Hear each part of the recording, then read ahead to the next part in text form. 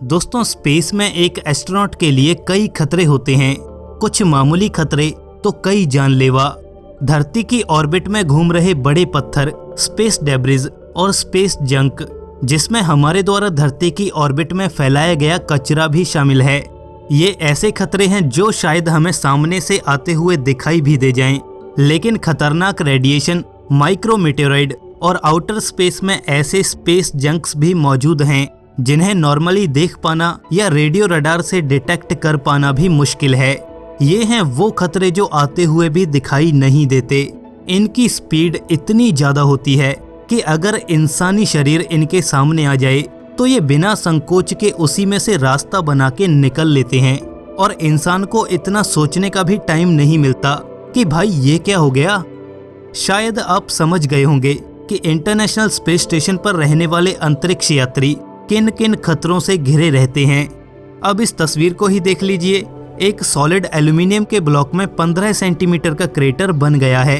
अंदाजा है कि जो ऑब्जेक्ट इससे टकराई होगी उसकी स्पीड 7 किलोमीटर प्रति सेकंड रही होगी। इन्हीं खतरों से बचने के लिए स्पेस स्टेशन पर सिरेमिक्स की मोटी परतें चढ़ाई जाती हैं ताकि इन स्पेस डेब्रिज की काइनेटिक एनर्जी को एब्जॉर्ब करके इनके इम्पैक्ट के असर को कम किया जा सके।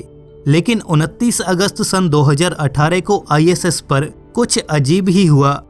धरती पर फ्लाइट कंट्रोलर्स ने शाम के 7 बजे स्पेस स्टेशन के कैबिन प्रेशर में गिरावट देखी। कैबिन प्रेशर लगातार कम होता जा रहा था, लेकिन धीमी गति से। उस समय नासा के अनुसार एक्सपेडिशन 56 के सभी 6 क्रू मेंबर्स सो रहे थे। अब क्योंकि लीकेज काफी धीमी गति से हो रहा था तो एस्ट्रोनॉट्स और कॉस्मोनॉट्स कोई बड़े खतरे में नहीं थे। लेकिन जैसे ही सब जागे उन्हें तुरंत अलर्ट कर दिया गया कि कैबिन में प्रेशर लीकेज की प्रॉब्लम आ गई है। उन्हें जल्द ही उस जगह का पता लगाना होगा जहां से प्रेशर लीक हो रहा है। इन्वेस्टिगेशन के बाद पता चला कि लीकेज स्पेस स्टेशन के रशियन ऑर्बिटल सेगमेंट की तरफ रासवेट मॉड्यूल में हो रहा है। यहाँ पर मैं बता दूं कि इंटरनेशनल स्पेस स्टेशन 2 मुख्य भागों में बटा हुआ है।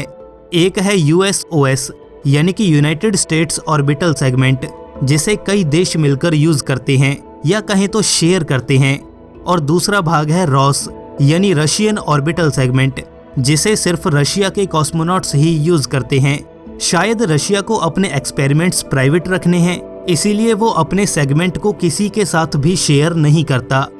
अब रशिया की साइड मॉड्यूल में लीकेज कब, क्यों और कैसे हुई, इसका जवाब तो रोसकॉस्मोस ही दे सकती है, और वो इन्फॉर्मेशन और इन्वेस्टिगेशन को कैसे मैनिपुलेट करते हैं ये भी वही जानते हैं। लेकिन हम यहाँ पर बात करेंगे उन तथ्यों के बारे में जो रोसकॉस्मोस ने नासा के सामने रखे हैं। लीकेज की जो प्रॉब्लम आई थी वो आई थी सोयूज MS-09 स्पेसक्राफ्ट से। ये एक क्रू व्हीकल है जो उस समय स्पेस स्टेशन से डॉक किया हुआ था। प्रेशर लीक हो रहा था 2 मिलीमीटर के एक छेद से। ये क्यों और कैसे हुआ, तो इस पर रोसकॉस्मोस का कहना है कि वो इस जानकारी को साझा नहीं करना चाहते, वो इसे सीक्रेट रखना चाहते हैं। स्पेस स्टेशन पर नासा और रोसकॉस्मोस के रिलेशंस काफी अच्छे हैं, और होंगे भी क्यों नहीं। नासा के आखिरी स्पेस शटल अटलांटिस की रिटायरमेंट के बाद नासा के क्रू को स्पेस स्टेशन लेकर जाने का टेंडर आज भी रोसकॉस्मोस के सोयूज के पास है। लेकिन नासा को इस घटना पर रशिया का ये रवैया बिल्कुल भी अच्छा नहीं लग रहा। ये भविष्य में बाकी अंतरिक्ष यात्रियों के लिए भी खतरा हो सकता है। वो छेद जिससे प्रेशर लीक हो रहा था, चाहे वो 2 मिलीमीटर का एक छोटा सा ही छेद था, लेकिन ये घटना तब और खतरनाक हो जाती है जब वो छेद जानबूझकर किया गया हो या किसी गलत एक्सपेरिमेंट का नतीजा रहा हो। यहाँ पर राहत की बात ये रही कि इस छेद को जल्द ही रिपेयर किट में पड़े सामान, एपॉक्सी, गॉज और हैवी ड्यूटी टेप से बंद कर दिया गया था। इस मामले में हाल ही में नासा एडमिनिस्ट्रेटर जिम ब्रेंडेनस्टाइन ने वादा किया है कि वो रशियन स्पेस एजेंसी से खुद बात करेंगे ताकि इस घटना में ट्रांसपेरेंसी लाई जा सके। इधर रशियन स्पेस एजेंसी रोसकॉस्मोस ने ये भी कहा है कि ये छेद माइक्रोमीटेरॉइड के तेज टकराव की वजह से हुआ होगा।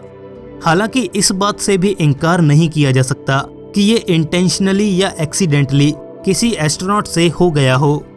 इस तस्वीर में आप देख सकते हैं, ये है वो स्पेसक्राफ्ट जिसमें वो छेद हुआ था। वो छेद सर्कल में दिखाई दे रहे ऊपरी हिस्से में हुआ था ये इकलौता मामला नहीं है आईएसएस पर प्रेशर लीकेज का। सन 2007 में यूएस ऑर्बिटल सेगमेंट की तरफ भी एक छोटा सा छेद हो गया था, जिसे जल्दी ही ठीक कर लिया गया।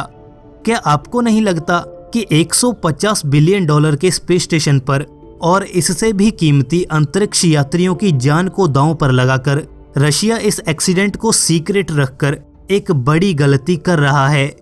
हमें अपनी राय कमेंट सेक्शन में जरूर दें कि क्या रशिया को इस एक्सीडेंट की इंफॉर्मेशन पब्लिक कर देनी चाहिए या नहीं, या एटलीस्ट नासा को तो इस एक्सीडेंट की जानकारी देनी ही चाहिए, क्योंकि नासा इंटरनेशनल स्पेस स्टेशन का सबसे बड़ा कंट्रीब्यूटर है। दोस्तों, अगर जानकारी पसंद आई तो आप भी अपने मीटेरॉइड छोड़ दें लाइक और शेयर बटन की ओर। सब्सक्राइब बटन को तो छोड़ना ही नहीं है और लगे हाथों बेल आइकन भी दबा ही देना। दोस्तों, मिलते हैं ऐसे ही एक नए इन्फॉर्मेटिव एपिसोड में। तब तक के लिए नमस्कार।